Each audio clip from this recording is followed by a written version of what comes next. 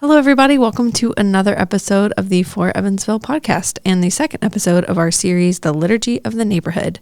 Today, our guests are Kelli Ward, the Operations and Outreach Pastor at Renew Christian Church, and Fred Mulfinger, the President of the Lamasco Neighborhood Association, where Renew is located. Today, we're going to be talking about why Renew Christian Church stopped doing their most successful thing and what it looks like for a church to fund people's dreams in the neighborhood. But first, let's talk about the relationship between a church and a neighborhood. Welcome, Kelli and Fred.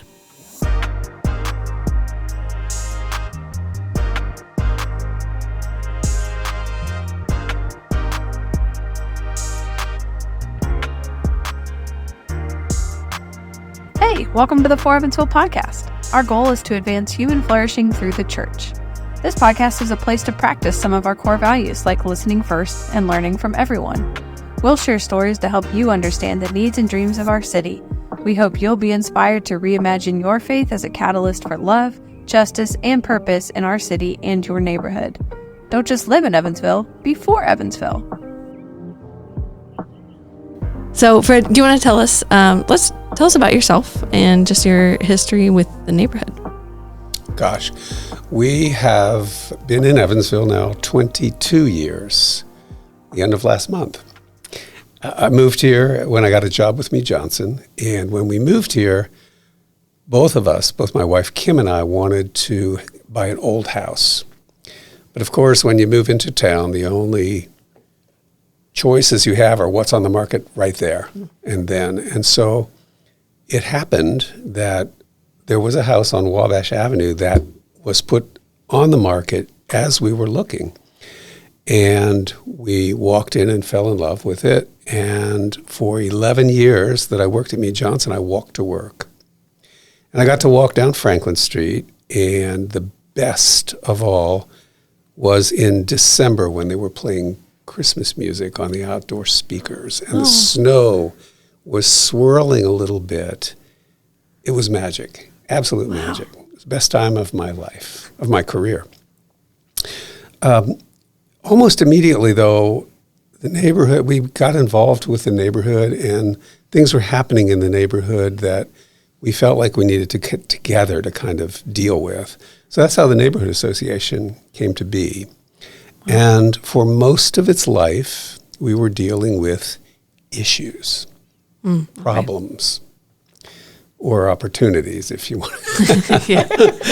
Perspective. Yeah, exactly. And that is why, and so as those things happened and people got involved, the Neighborhood Association chugged along, but as fewer and fewer of those things happened, participation became less and less, and it was getting tougher and tougher to pull people together to kind of be a community.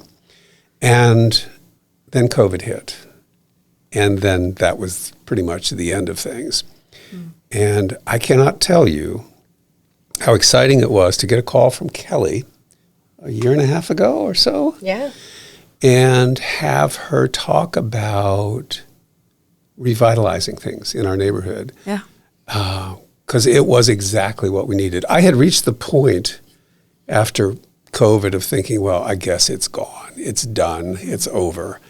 But getting that call from Kelli was just like a spark, which gave me hope again. Gave me hope. And I have to tell you, the other thing I will tell you is that I can't speak with anybody from Renew Church, particularly Kelli, without walking away feeling absolutely uplifted. Oh, that's amazing. Absolutely. It is such a wonderful relationship that we have with Renew. They are just such great folks. Great. I can't wait to dive into that a little bit more later. So, Kelli, why don't you just tell our audience a little bit about Renew and its history in the neighborhood and where it is today? Sure. So Renew Christian Church has been around for just a little over 2 years. Prior to that, we were a campus of Crossroads Christian Church on the west side. Okay. And we kind of started engaging in the Lamasco neighborhood when we realized that, man, hey, we're out here worshiping on the west side, but we hadn't had the opportunity to meet our neighbors. And so I kind of selfishly looked at a map and found the closest park, which was a little park called 11th Avenue. And I took my 4 kids, and we started prayer walking in the neighborhood. We started having cookouts in the neighborhood, building relationships in the neighborhood. And that's kind of how our heart for Lamasco began to bloom. Was just from these opportunities to focus on building relationships with neighbors, friends that were basically a tree line, and a couple businesses were separating us from this beautiful community. And so we jumped in and just kind of followed the Lord in that process. And can you repeat the question? No, it was just where Renew is. So you answered that. If Renew became its own thing from Crossroads. Yep. And about 2.5 years ago, Renew was commissioned by Crossroads to become an independent church. Crossroads was incredibly generous and kind and set us up for success. And so we're grateful for that. But one of the things that we're also grateful is that Crossroads encouraged us to follow God's will for our congregation and for our community. And that was largely focused around the Lamasco neighborhood. And so as we left Crossroads, we began to pray and ask the Lord, like, what's next for us? How do we reach, how do we connect with a community that, we have some kind of acquaintance type relationships, some friendships budding, but none of us were outreach experts. None of us knew what steps to take, but we knew we wanted to be present in our neighborhood, and we believed that God brings about transformation, both to our hearts, to our homes, and to our city, right? Yeah. And so we searched for that and found a lot of things that just didn't feel like the right opportunity for us until we had a conversation with Community One and learned about their Love Your Neighborhood framework, and learned about the idea of neighborhood revitalization, and started to share resources with organizations in our community who were doing neighborhood revitalization work, and went to our church family and to our board and said, hey, are we ready to make a long-term commitment? Are we ready to put our dollars and our dreams kind of where we say we're focused and where we say God's calling us? And when the answer was yes, we kind of coined it Love Lamasco, because we thought, well, what do we call this? We thought, it's we a don't know. wonderful alliteration. Yeah, Love exactly. Lamasco. We thought, well, let's just call it what we're doing. Yeah. So we're gonna love Lamasco, and then as Fred mentioned, coming out of that, the first step was reaching out to the neighborhood association, and that, in my opinion, was a godsend. It opened opportunities for us to connect, for us to learn from one another, for us to work together, and it's just the start of some really great things. So Yeah. I think it's important to note that when you said you were getting started, you reached out to Fred, who's Neighborhood Association president. And that's important because one of our values is to listen first and that humble curiosity. And so if you had any advice for churches, as you as well, Fred, like starting that initial, like, okay, we want to be in this neighborhood, we want to commit to this neighborhood, what do you do first? That's always like the first step. And so how would you both answer that? So we received some coaching and consultation in that process, and we learned the value of listening first. In fact, hopefully later this week, I will submit all of the data that we've collected our first year, maybe even a year and a smidge more, in the formal work of Love Lamasco has been listening to neighbors, listening to stories, learning at the feet of the people who walk the sidewalks and meet us in the parks. And so we've been listening for the last year, and we kind of have a hard and fast rule that we don't do anything without our neighbors. We don't want to imply Renew's dreams and desires. We want to learn from our neighbors, and I would say that's been very clear from the start, that Renew wasn't coming in saying, this is what you need. Mm-hmm. This is what we think you need. They've spent an awful long time listening to what people think they need or say they need or believe they would like to see in their neighborhood. And that's been part of the extreme value of this, that there's not an agenda here, other than to say, what is your dream for this neighborhood, for the place where you live? And I would say, too, that if you don't like where you live, very little else matters. Mm-hmm. And so we want to understand why you like it here. Yeah. Or if you have some issues with it, are they things that can be worked on? And help bring people along to a place where they love where they live. Yeah, that's great. Yeah. We like to say you can't love a place you can't love something until you know it.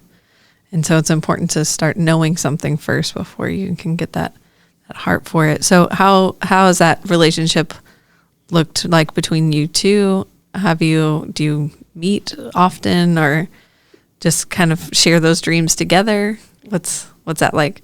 Yeah, I think it's important to note that we are 1 year in to what we believe will be a very long relationship. Renew has drawn the line at, no sooner than 10 years. We're here for 10. and we believe that will be even longer. So as we speak, we're speaking of kind of the jumping off point, really. Yeah. But the question about how we work together, we have all types of meetings and phone calls and emails. Well, I think actually the more interesting part of this conversation is the long-term work. Sure. The slow work. Because I think people like to see those immediate results, and we're finding that that's not as successful long-term. So you actually quit something that was the most successful. Mm-hmm. Why? Why did you do that? And what's been the result of that? Sure. So prior to our commissioning as Renew Christian Church, while we were still kind of thinking back to those days when we were doing cookouts in the park and prayer walks, we still do, but that was just kind of the seedbed of where we started. We had built some great friendships, acquaintances, and even really kind of rich connections with some neighbors that surrounded one of the 4 beautiful city parks that are located in Lamasco. And COVID came, and like it did for all of us, it kind of shook everything. And so we went into shutdown mode. And as we were coming out of shutdown, we started our worship services back up at the church. Our facilities are very small. And so we didn't necessarily have room to socially distance together. And so we thought, well, hey, there's this park that we love with all these people that we love. Why don't we go to the park and start doing worship there? And what we found was that as we began to worship and have our worship services at 11th Avenue Park, it was highly successful. People were coming back to church. People were driving to the west side of Evansville from Elberfeld, from Illinois, from Mount Vernon, from Poseyville. It was beautiful to see this kind of engagement and this desire to be together and worship.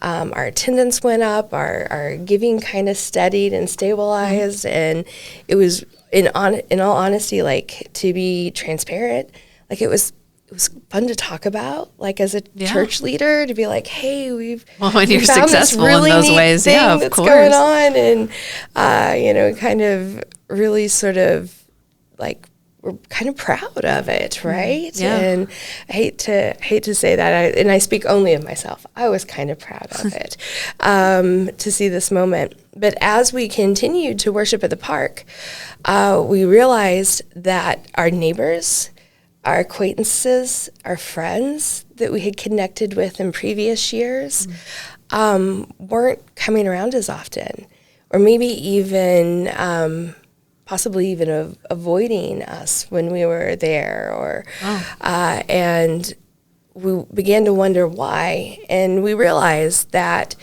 going from building a friendship to just the kind of the intimacy of communion and worship, and we literally took communion in the park, right? Yeah. Like those we moved at a pace that wasn't comfortable or natural for our neighbors. Okay. And so even though it felt like a natural next step for us, as believers who worship's a part of our everyday life, to just worship in this beautiful outdoor space, it wasn't the comfortable next step for them. And unfortunately, we decided worship in the park had to kind of come to its close, so that we could go back and focus on fostering the relationships with our neighbors, which was what was most important to us. So instead of meeting our own needs, which was space and worship and community with this kind of broader picture of the body of Christ, we had to set that aside and say, okay, that was fun, but it wasn't intentional, and that's not why we're in the park. We're in the park to build relationships.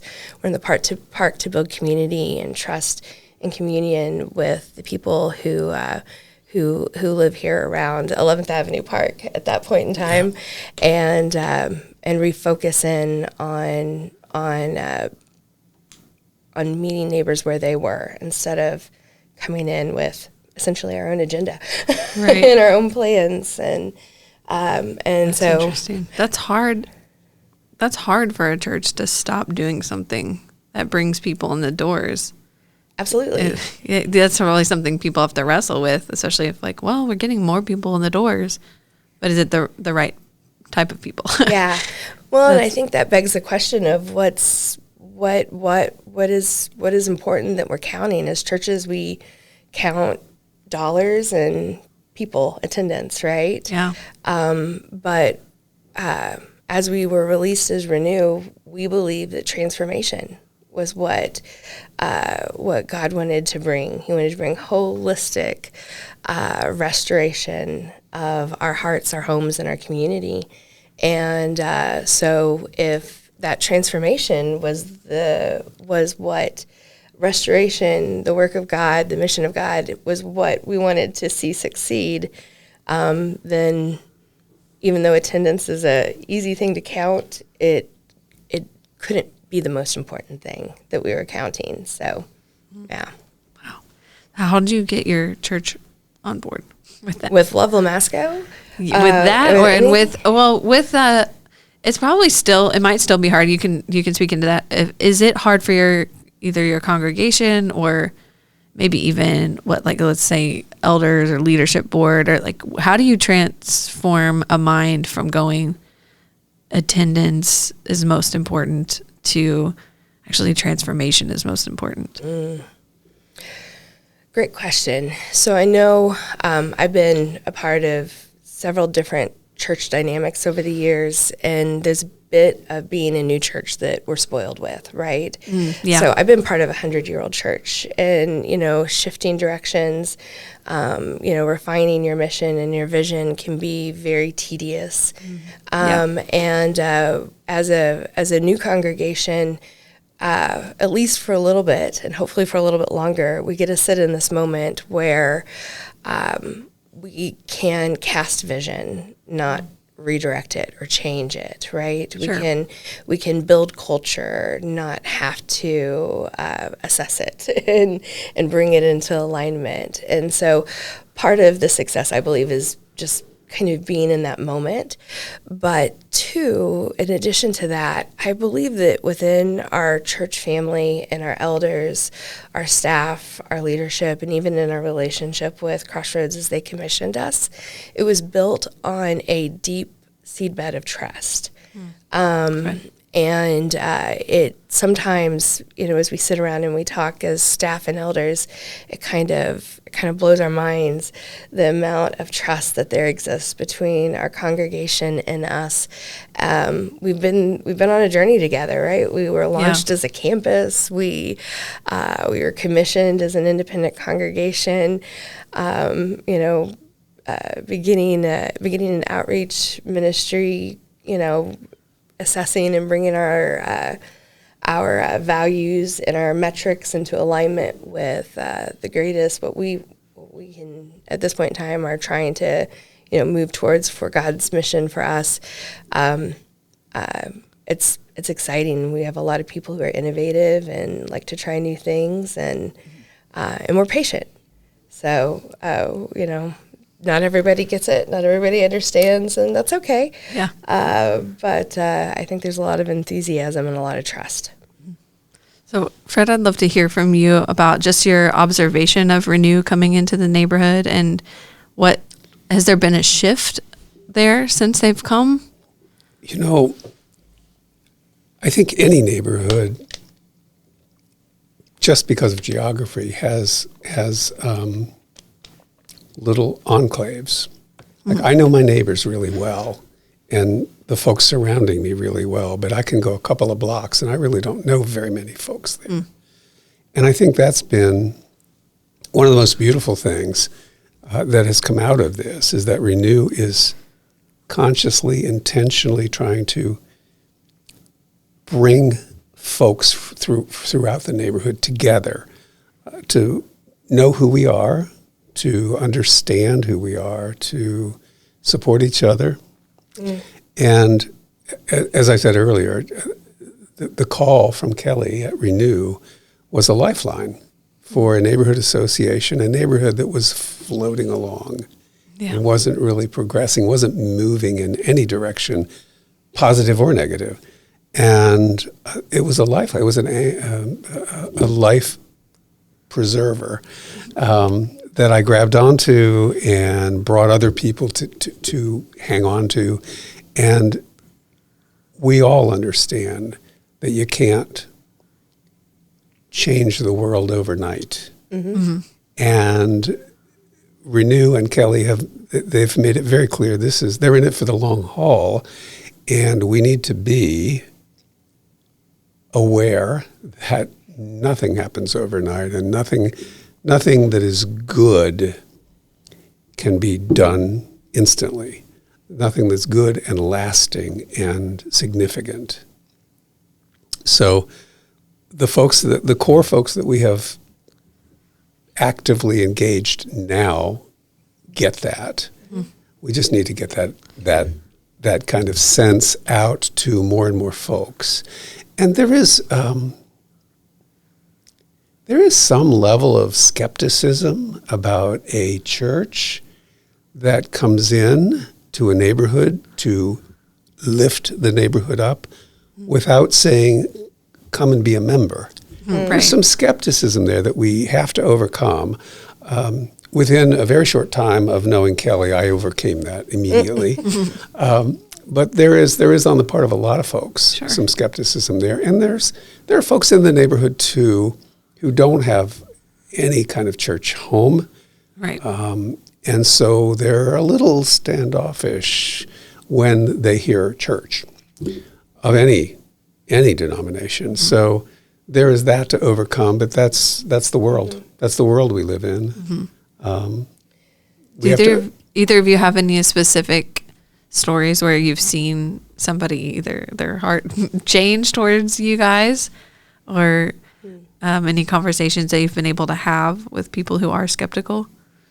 Absolutely. I think that, we've gone, a year now of doing pop-ups and events and activities, and whether it was a dumpster day or an Easter egg hunt, our goal in being there was to engage neighbors, hear stories, make connections. And so probably one of the really neat moments in doing our year of listening was we did a pop-up at Castleberry Park. And I think, Fred, it was while you and your wife were out of town. And we had burgers and hot dogs. And, you know, we try not to walk into situations under the umbrella of Renew, but rather under the umbrella of we, right, us together. And we showed up, and we had met some neighbors. We told them about Love Lamasco. We told them about listening to neighbors and working together for the future of the neighborhood. And was that a formal thing or informal? Very informal. What, like when you say we told people about this, is it more just like you got to know the people there and just mentioned it in conversation? It wasn't like a program. It wasn't like a program. Okay. It was just people sitting around eating a burger and chatting. Okay. And hey, love your dog. You live in that house? That's awesome. I'm from that church up there. Oh, how neat. So it was very, very natural, very just like a picnic, really. But in that process, one of the things that we did is we had some team members from our outreach team at Renew that were prepared to use a tool called a SWOT interview, which is four questions. What are the strengths of your neighborhood? What are the weaknesses of your neighborhood? What are the opportunities in your neighborhood? And what are the threats in your neighborhood? And this is one of the tools that we've used over the year to listen intentionally. Okay. And so we're having these great conversations. We're getting to know some new people. We're getting to share a little bit of the vision of Love Lamasco. Some of our neighborhood association is there. Some of our church members are there. And at the end of it, we're kind of packing everything up. And you kind of mentioned, like, earlier we were talking about how do you bring people along in this journey. Well, one of the conversations that we had as an outreach team is neighborhood revitalization, is that outreach? Is that the work of the church? Is that evangelism? Yeah. And so one of the gentlemen who had helped in kind of leading that conversation saw a family walk towards where we were cooking out and where we were at that point in time packing up. And he said, I'm going to go ask him these questions. And so he goes over and begins to ask the questions, what are the strengths, weaknesses, opportunities, and threats in your neighborhood? And when he gets to threats, the gentleman said, man, I feel like I can't escape my weaknesses here, and shared a little bit of his story and his struggle with addictions and alcoholism, and was able to connect him with another gentleman in our community that does and is a part of recovery opportunities. He invited him to a meeting, invited him to another meeting. And long story short, our cookout was on Tuesday, and on Sunday morning he had connected with a sponsor, and the sponsor came and said, "Hey, this gentleman that we met at the park wants to get baptized." Wow. Okay. And it was through the beauty of the neighborhood. It was, hey, there's a church on the south side of the neighborhood who's having a meeting on Wednesday night. If you want to know about opportunities, meet me there. Yeah. And there's another church on the north side of the neighborhood that's having a meeting on Thursday night. If you're serious, meet me there, and let's find you a sponsor. It was just a beautiful picture of multiple organizations in our community, multiple people involved in our community, and how a